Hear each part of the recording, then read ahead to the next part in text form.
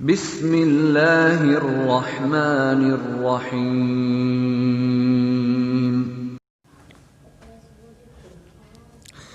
نحمده ونصلي على رسوله الكريم أما بعد فأعوذ بالله من الشيطان الرجيم بسم الله الرحمن الرحيم محمد رسول الله صدق الله العظيم وقال النبي صلى الله عليه وسلم إن لي أسماء أنا محمد وأنا أحمد أو كما قال صلى الله عليه وسلم خوب نام محمد ہے اے مومنو جس میں نکتہ بھی رب کو گوارا نہیں، جو نبی کی محبت سے منہ پھیر لے دونوں عالم میں اس کا گزارا نہیں۔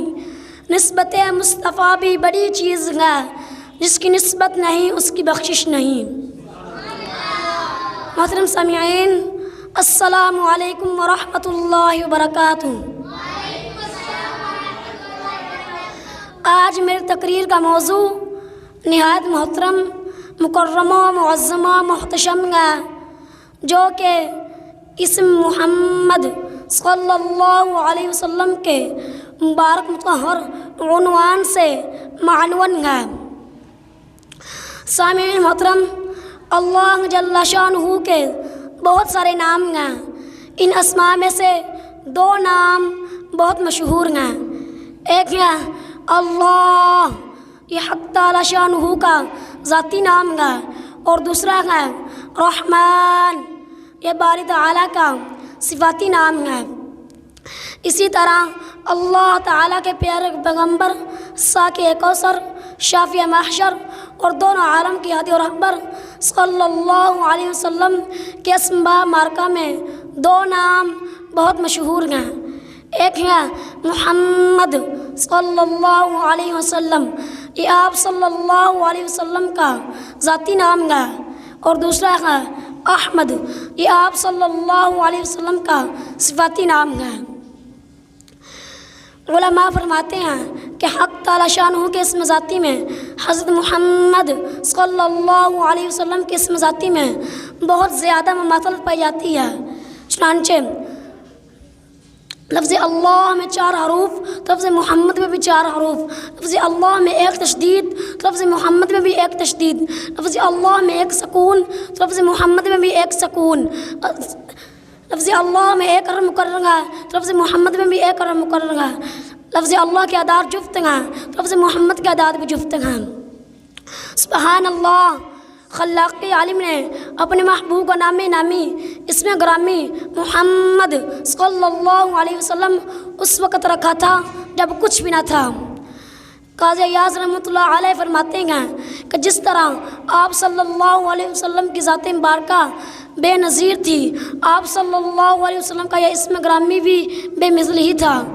آپ صلی اللہ علیہ وسلم سے قبل کسی کے ذہن میں اس اسم گرامی کا خیال تک نہ گزرا تھا، حتیٰ کہ جب آپ صلی اللہ علیہ وسلم کی ولادت کا زمانہ قریب آ گیا تو کہانوں، نجومیوں اور اہل کتاب نے آپ صلی اللہ علیہ وسلم کا نام لے کر آپ صلی اللہ علیہ وسلم کی آمد کی فضیلتیں اور فضیلتیں سنائیں، تو لوگوں نے اسی نئے نبی حرص و طمع میں اپنی اولاد کا نام محمد رکھنا شروع کر دیا۔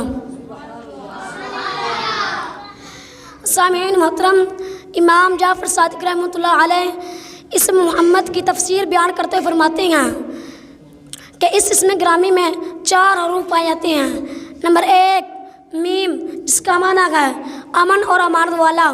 نمبر 2 ہا، جس کا معنی ہے حبیب خدا۔ نمبر 3 میم ثانی، جس کا معنی ہے مامون و مبارک۔ نمبر 4 دال، جس کا معنی ہے دین کی علامت۔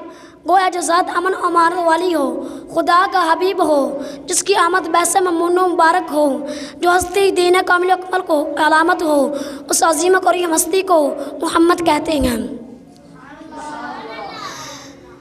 حافظ ابن قیم رحمۃ اللہ علیہ اسم محمد کی تفسیر بیان کرتے فرماتے ہیں کہ محمد وہ ہے جس میں کثرت کے ساتھ تعریف کے اوصاف پائے جائیں، اور محمد اس کو کہتے ہیں جس کی اتنی تعریف کی جائے جتنی کسی اور بشر کی نہ کی جائے۔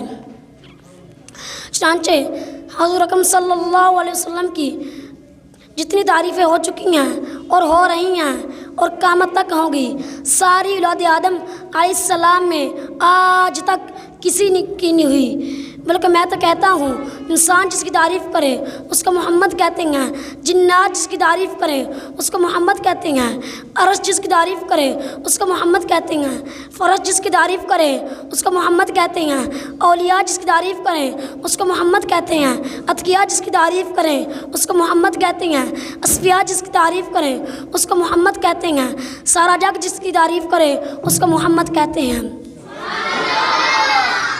بلکہ میں تو ایک قدم آگے بڑھ کر کہتا ہوں جس کی تعریف خود رب العالمین کرے اس عظیم و کریم ہستی کو محمد کہتے ہیں۔